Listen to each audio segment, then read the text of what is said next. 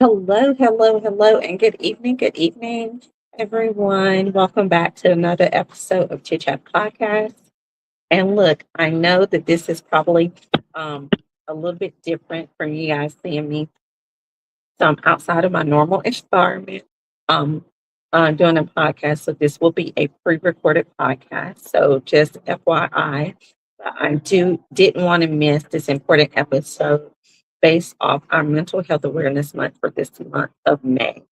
And since May is the observation for health awareness, I wanted to bring important discussion up to you guys and have you engage in this conversation as well, because oftentimes we deal with a lot of mental health issues that um, we don't put them as mental health issues like stress, I think, and anxiety, and um, insomnia, can't go to sleep at night, and panic attacks, and all these different things that we experience based off emotions and things that we encounter on a day to day basis.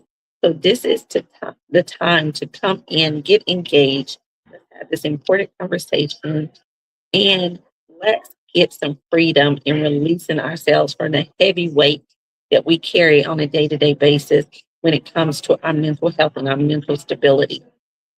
So, our topic today is healing out loud, breaking the silence around mental health, a powerful conversation centered on emotional wellness, vulnerability, healing, and creating safe spaces for honest discussions about mental health, especially within communities where silence and being strong have often replaced healing. That's so important because oftentimes we do replace our healing by just suppressing it. We'll suppress it. No, I'm not going to bother nobody about what I'm going through. This is normal, or I need to man up, or I need to woman up, or I need to do those things. And oftentimes, we're trying to be so strong, and and we often let that replace our healing. And that is not what you need to be doing. So tonight on Chit Chat Podcast, we're choosing healing. We're choosing healing over hiding, because there's so many people who are out there smiling through pain, suffering in silence. And because, they fear about what other people think, they fear about the judgment. This conversation is about breaking that silence and those barriers and reminding people that healing out loud is courage. So if you want to be courageous today, let's seek this important conversation in choosing our healing over hiding. I welcome you on Chit Chat Podcast. Please come in. Let us know where you're checking in from. I welcome you. This is the month of May. We are observing the Mental Health Awareness Month for the observation of the month of May.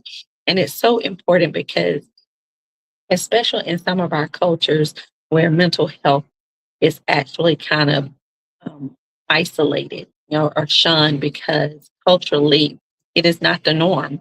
And so people think you're supposed to just deal with certain things, be strong, get over it, and all these kind of things that we've heard.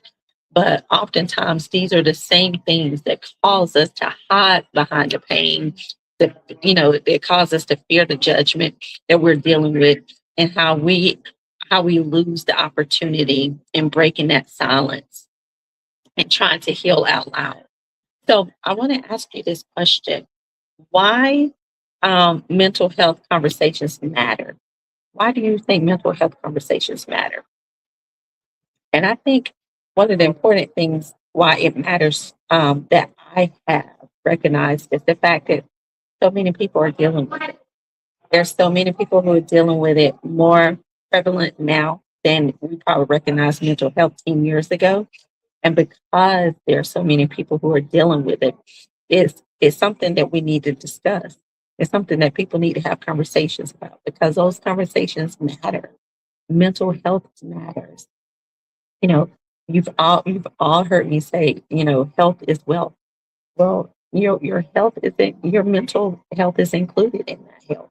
Your health is wealth. For you to be mentally stable, and have clarity and focus on the things that you need to focus on a day-to-day basis, that's vital. It's vital. And so, the Bible even tells us that, a double-minded man is unstable in all his ways. So someone who is not mentally stable, or is double-minded, or what those things that the Bible calls, they're unstable. They're not, there's no clarity there. There's confusion. There's often things that cloud their judgment in how they feel, how they think, how they do things, all their actions. And so that's why I think it's important that we have mental health conversations and why those mental health conversations matter. So you would jot in the chat, why do you feel like mental health conversations matter? And let's read some of those that you guys are sharing, because oftentimes that stigma surrounding therapy and emotional, um, wellness is out there. People think, you know, strong men don't cry, and you know, oftentimes that single moms and single women are often, totally, live in a soft girl era, but they can't because they're inhabiting strong masculinity energy because they got to operate in two roles. They got to operate in dual roles. They got to be both parents at home. They got to be the breadwinner at home. They got to be the one to make the decisions for the family. So all these things are causing people to be you know, bugged down, like with all these extra things that they're dealing with. And people don't know how to deal with that stuff on their own. And so, a lot of times people don't go. We go, we go to, if we have a toothache, we go to the dentist quickly for that toothache. If we had a cavity, we go strictly to the dentist and get that cavity taken care of. Why, when we have episodes like panic attacks, stress, anxiety, headaches, you know, all these symptoms, insomnia, all these symptoms that, most people with mental health issues have, you know, don't we go see the specialist who can help us in those areas? Like we do when we go to the dentist, like we do when we have to go, to the eye doctor to get our eye exam. Those things are important for our health just as well as our mental stability is important to our health. We need to make sure that we can function, we can have high functioning capabilities without anxiety and without hidden depression. That's important. And knowing that is being able to seek the right counselor or therapist or the right physician to be able to feed us in those areas of our need. So my next question to you is, how social media affects emotional well? How do you think social media affects? Well, I can already tell you in a major way because everybody in some form or fashion is on some form of social media, whether it's Facebook, TikTok, you know, Instagram, whatever platform that you choose, someone is on, a form of social media platform. And so when we're on that, we're feeding ourselves with all of the things that we see from social media. And we're also, you know, putting things out there in the social media world. And so because of that, it affects our emotional wellness. It affects how we think about ourselves. We see these super models who get all this body work done, and we think our body's supposed to be perfect like that. And when our bodies are not perfect like that, then we're looking at somebody saying, "Well, what what can I do to look like this or have that kind of body?" And we're taking ourselves to this mental, you know, evaluation of saying, "What's wrong with me?" The spirit of comparison, when we're trying to compare ourselves where we should be or what we think we should be compared against another. You know, social media affects our emotional awareness in a big way. And sometimes more often than people like to admit. Um, so, jot in the comment, what do you think, or how do you think social media plays an important role in our emotional wellness? Does it bother you? Does it affect you sometimes, what you see and hear? And here's another example how it can affect you in emotional wellness, political stuff. If you are very into the political arena and the things that go on political wise, then, you will have the opportunity to be affected emotionally, with your wellness based off something that are happening, whether it's the war, whether it's the decisions that are being made at our highest political positions. Those things affect our emotional wellness. When gas prices go up, when food prices go up, when the cost of living is rising, but our cost of pay is not matching that. And so those things affect our emotional wellness as well. So jot in the comments what you feel like affects your emotional wellness, and let's chat about that as well. So again, if y'all hear the noise behind me, I apologize. I'm not in my normal environment. I am traveling this weekend because it is my sunshine's graduation this weekend. So shout out to all the 2026 graduates, whatever graduation you're having, whether it's from kindergarten to middle school to high school to college, whatever secondary degree program you're taking and completing. We want to congratulate you guys on that. I am so super proud. Look, y'all see I'm wearing the Yale sweatshirt today. I am so, when I tell y'all, like my heart is so full right now because I'm such a proud mom. And I was looking at my babies today, seeing both of them together, and I said, I got some beautiful kids. I have some beautiful kids, and I am so thankful that they both are high functioning people, that they're doing very well, and that they are both people who are very concerned about their mental wellness and have taken charge of that as well. So I think one of the most important things you can do as an adult is get yourself a therapist. And have that therapist on speed dial in case you need that therapist when you need it, just like you do for the dentist, just like you do for the eye doctor. If something was to happen to your eyes or you know, whatever, you got to go to urgent care. Those kind of needs are met. You need to make sure that when there's a need that needs to be met, when you're in a situation where you're in a panic mode, when you're stressed, where you know, there's all these mixed emotions going on and you can't explain it and you don't know what you're feeling and how you should feel or whatever. You need to be able to have somebody that you can dial up, make an appointment with, or reach out to. That is just like someone you're making a regular appointment for a doctor. So the most adult thing you can do as an adult is to receive and find yourself a great therapist. That's it. If you want to be high functioning as an adult, doing the things necessary, knowing that when you're off balance and things are not feeling right, sounding right, or whatever, that you can reach out to somebody and say, "Hey, this is what I'm dealing with," or whatever. That can get you back in alignment with your true self and get you back where you're focused and thinking and having clarity and and figuring the things out that you're feeling and processing your emotions and the things that you're feeling.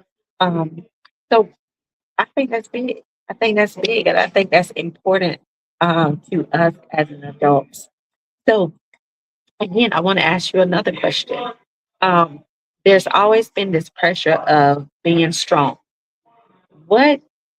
How do you guys feel about that being stigmatized as pressure? Do you feel like there's been a lot of pressure among your peers or among your family members as, people are expecting you to always be strong, to always, chin up, bootstraps up, let's go. You get knocked down, get back up. Sometimes we get knocked down. We need to be able to feel when we knock down. We need to be able to say, I've been knocked down. Let me process it. What am I feeling? And why am I feeling like this? So that way, when something else happens, I'm not able to get knocked down like that. And so we're able to process what we're feeling, how we're feeling, and why we're feeling certain things. So, do you feel like there's pressure? People are expecting you to always be strong. My answer to that is I don't think there's pressure, but I do feel like there's people who think that you should always be strong. If, say, if you're the oldest child, there's a lot of pressure put on the oldest children. You know, they're always expecting them to be, either the second parent or people who going to be able to like handle things and run, take the bull by the horn and run with it and take charge and all that kind of stuff. And some are of these people who are older kids are just like I don't feel like I can be that strong. I don't feel like I'm capable of doing all of that, and that's okay. If that's you, that's okay because now you know that you're processing everything that you need to process. And when you're processing it, you know exactly how you feel. So you're not questioning it. But I also want to ask, do you give yourself permission to rest? Now this one was hard for me because I'm a type of person that go, go, go, go, go, busy, busy, busy, busy, busy. And I feel like, well, I used to feel like that me not being busy was abnormal. Like I needed to be busy doing something. But sometimes we can be busy about so much that we don't get nothing done because we're so busy about nothing. Trying to be busy about this, and this, got all these projects and nothing is finished. So do you give yourself permission to rest? Do you give yourself that time to rest? To think, rejuvenate, reset, and say, hey, it's time for me to step back for a moment. I've been off balance. I've been, something ain't right. I ain't been myself. Let me pull back. Let me fall back a little bit and work on me. Let me figure this thing out. And then, the proper sleep is important. Sleep is vital. And I'm learning that as I get older. I swear it's like this year that I turned older, so many things have changed. Taste buds. I mean, we're not even gonna talk about the hormone stuff, but taste buds, you know, exercise, all this stuff. Everything is now just changing. Um, and I realize that when I don't get my proper rest, I'm a cranky person. I'm cranky all day. Anything can chip me on because I'm on the edge. I'm uneasy because I have not allowed my body to rest. Because when I don't allow my body to rest, my mind ain't resting. Because my mind is going 50 million miles a minute, and I'm trying to think. I'm already thinking about what I got to do tomorrow, the rest of the week, and the rest of the month. And so all those thoughts are just going and going and going and going. And I'm not resting my mind. So therefore, my body is not resting. And so I lose sleep. And when I lose sleep, I'm not, I'm not going to be the best person to be around because I'm cranky. I'm cranky as Hades when I'm not fully rested. I'll be the first one in it, you know. But when I am fully rested and I give myself permission to rest, I see how easy it is for me to think clearly, have clarity on things and decisions that I need to make. Those things come easy when there's opportunity to rest. So do you give yourself permission to rest? Because that's important. And we need to be asking ourselves, when the last time did I get a full 8 hours sleep? How many of you guys can say that? When the last time you got a full 8 hours of sleep? You know, it don't happen often, but when I do get it, it's like, oh my God, I don't even want to wake up out of that sleep because it's like one of those sleeps that's so good you don't want to wake up out of it, because it doesn't happen often. So yes, do you give yourself permission to rest? And then, because we're talking about healing out loud, sometimes some of some factors become important in our healing out loud and processing our healing, right? And some of those things are like our faith, our spiritual base, our healing. Have we processed some of the things that we need to process? Are we, there's, unhidden traumas or traumas that we have suppressed because we're not ready to confront those issues. We're not ready to conquer those issues, you know. And then do we have a support system? Are there people around you or in your village, your tribe, who support you or know when things are off with you? Things ain't been right with you. You good? Are you good? Are there people checking on you? Are you the one that always have to check on everybody else and nobody's checking on you? Are those things in place? So your healing can play an important role in your emotional wellness and and how well your mental health is processed.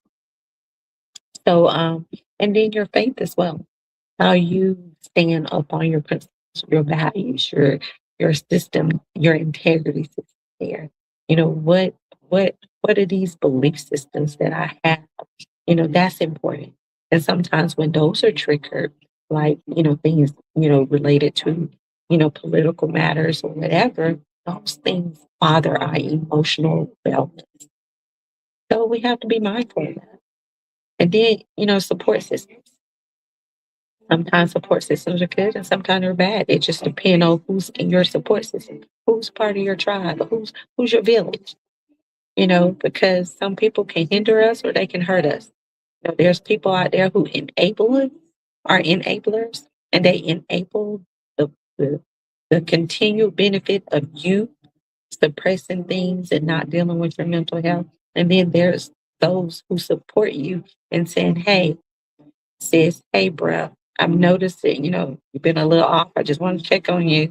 As your accountability partner, I need to know if you're good." That's the kind of support system you need to check to see if you have in place. And if you don't have that kind of support system in place and they're more of a hindrance than a help, cut them off. Cut them off because they will not do any good to you know, your well-being, your mental health status and stability. So cut them off. Cut them off. So I want to ask you also, what does mental no, I'm gonna ask you this. Have you ever felt pressure to pretend like you're okay? Because I know a lot of us wear masks and a lot of people pretend like they're good when they're a whole mess on the inside. Like they're one issue away from, having a breakdown, one issue away from losing their mind or whatever, and they're hiding all of it. You see them, oh, how you doing? I'm good. I'm great. All is well, And inside, they're broken, they're hurting, they're grieving. So all these issues and things are going on with their emotional well-being and their mental well-being. They're not even being honest about it. So, have you ever felt pressure to pretend like you're okay? Like all is well, all is good? Can you honestly say when something is wrong or not okay? Can you honestly say, I'm not good? Especially if somebody's saying, "Hey, how are you doing?" I'm not good. Can you honestly say that to someone? Mhm. And what advice would you give someone silently struggling? What is some advice that you would give someone that you know that is silently struggling? I think one of the advice I would give them is um, there's nothing new up under the sun. So no issue that they're dealing with that nobody else has not dealt with. God, there's nothing that will surprise God. He is open and willing to be able to deliver us from all things. But we have to be able to confront those things that we need Him to deliver us from. If we're constantly suppressing it and pretending to be strong, then the help is not there. Closed mouth don't get fed. We've all heard that saying, right? So then we're stuck suffering in silence, which is not good. So a lot of us have been on a healing journey, either coming out of a healing journey or about to start the healing journey. Um, Based off where you are or where you've been, what inspired your healing journey? Put that in the comments. What inspired your healing journey? Because our topic is about healing out loud, you know, and choosing healing over hiding. So we're breaking that silence around mental health. Like, we want people to understand that we no longer shunning, mental health. It's important. We need to talk about that. Just like we talk about, physical health, working out, fitness, our health is our wealth and all that kind of stuff. So is our mental health. So what inspired your healing journey? List that for me. What has inspired your healing journey? And if you're on a healing journey or just came out of a healing journey or about to start a healing journey, what what lesson have you learned that you can share with us based off that inspired journey of yours? I know that throughout my healing journey that I've been on for this last year and a half, one of the things that I know for certain is I'm not the same person I am today in 2026 than I was in the same day in 2024. And and it's because I've allowed myself to go through and process all of the different emotions that caused me to go on this healing journey and process every moment of it. The good, the bad, the ugly, the happy moments, the sad moments, the angry moments, all those things. It allowed me to process that. And when I processed that and allowed myself to grieve the situation, when I allowed myself to, talk about the situation and share my testimony about the situation, it helped me in my healing journey. I mean, it kind of like catapult me throughout the journey where, look, we're talking about mental health right now. And part of that mental health is able to be talked about because I allowed myself to go on this healing journey. So what has inspired your healing journey? And if there's something that hasn't inspired it, is there a person that has inspired? Have you seen someone who said, you know what?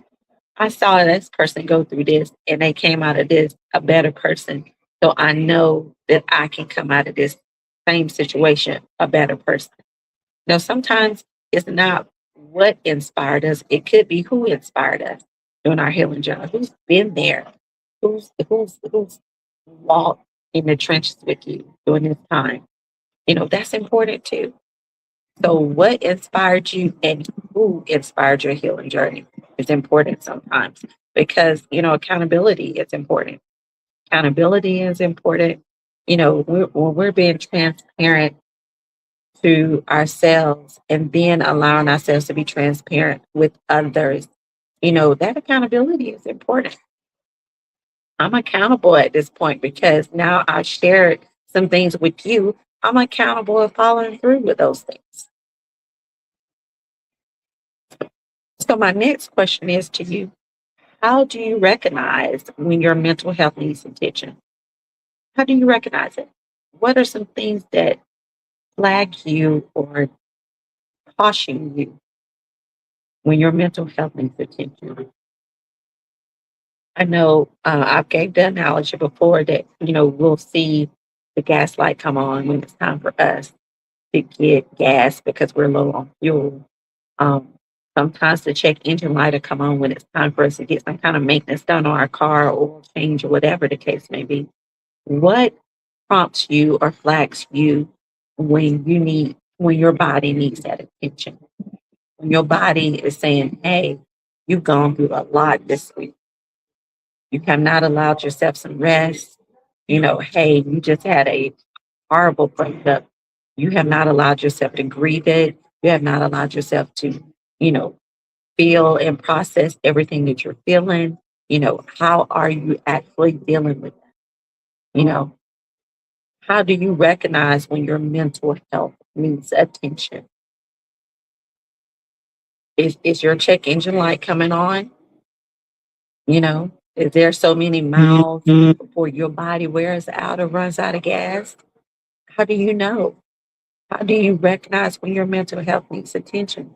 Jot that down in the chat if you know that there are some things that you know that, flags you and can help you recognize when your mental health needs attention. We'd love to hear from that. And then I'm gonna bring up two more things, and then we're gonna close because y'all know I'm traveling. So, when I'm on the road, I still like to give, continue our episodes, but I just, it just may not be the full episode that you guys are used to at the full hour time, and that's okay.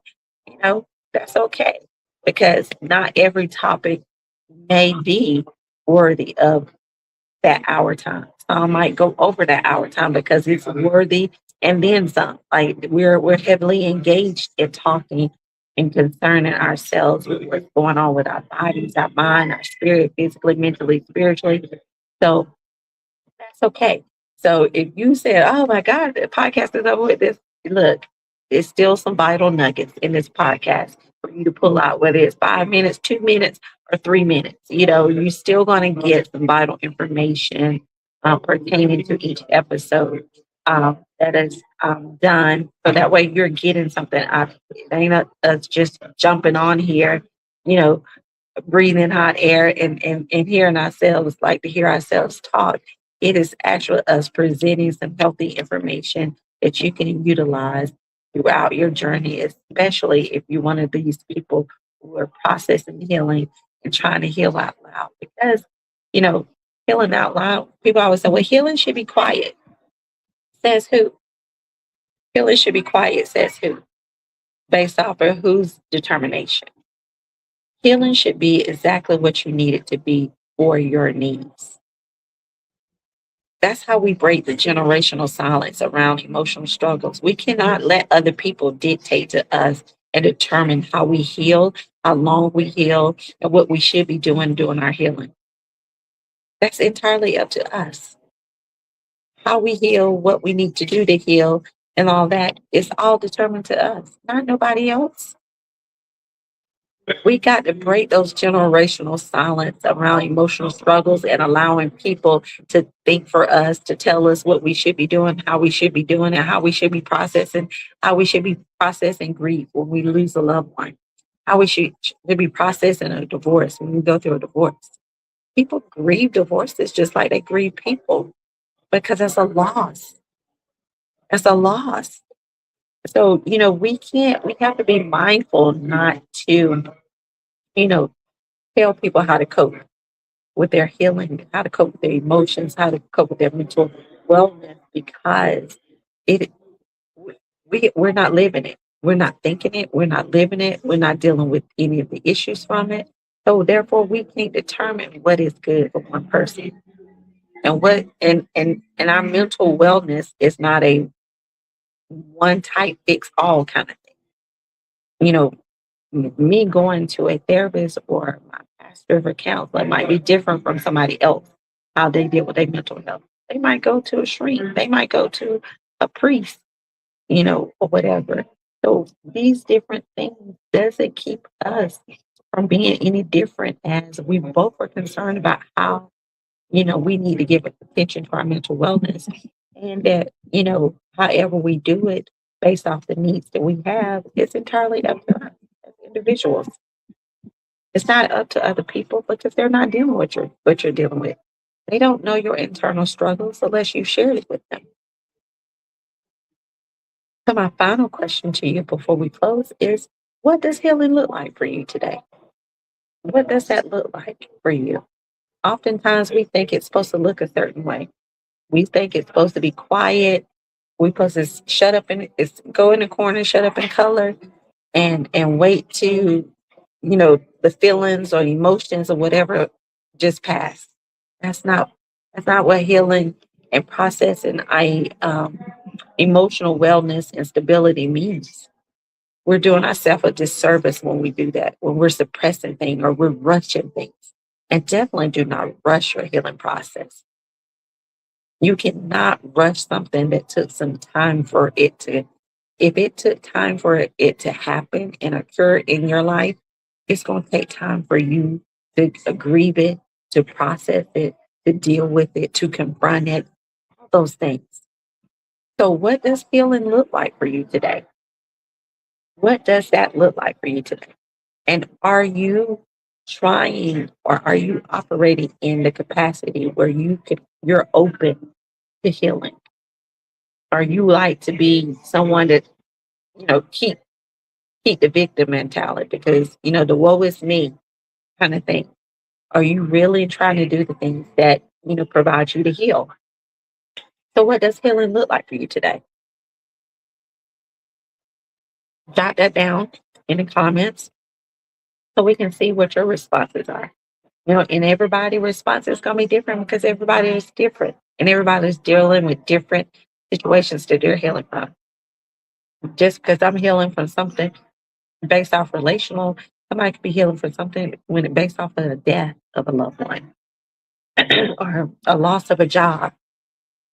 So we have to be mindful that everybody healing process is going to be different. It's going to look different and it's going to be processed differently. So what does healing look like for you today? So jot that down in the comments so that way we can see what you share and see what how you're processing and how you're recognizing healing in your life and processing that. So as we wrap up today's episode, Healing Out Loud, breaking these barriers of, our emotional wellness, our emotional stability, how we process, things when it comes to our healing, how we're processing our emotions and things when it comes to how we heal and what we do to heal. Healing doesn't always happen quietly. Sometimes healings look like crying. It looks like speaking up. It looks like setting boundaries. It looks like asking for help or simply admitting that you're tired. I hope that this episode reminded you that your mental health matters. Your feelings are valid and that you never have to suffer in silence. And let me repeat that again. Your feelings are valid. Your mental health matters. And you never have to suffer in silence. Please, please, please don't suffer in silence. This conversation that we are having today is for everyone. Nobody is an example. Just because this is a platform for women, we're talking to the men too. This conversation is for anyone who has ever smiled through pain, carried silent burdens, or felt alone in the struggles that they're dealing with. I hope that you can join in reflecting on some of the nuggets and the things that I ask and question to you based off your mental wellness and be able to have some open discussion with people in your circle around you. Join us as we discuss, healing, peace, vulnerability, and the importance of prioritizing our mental health, our mental wellness. Because that's important. That's important. You are not alone in any of the progress of the struggles. There's nothing new under the sun. If it has been done to one person, it's been done to another. We all just process grief. We all process our healing, our emotions in a different way. So no one situation is going to be the same. Regardless if they're dealing with the same issue, it still won't be the same. But because of that, it's important for you to take your mental health and wellness very serious. And especially entirely during this month of May, because this is the observance of mental health awareness, it's important for you to put yourself first. Do a self check. When the last time you allowed yourself to have rest?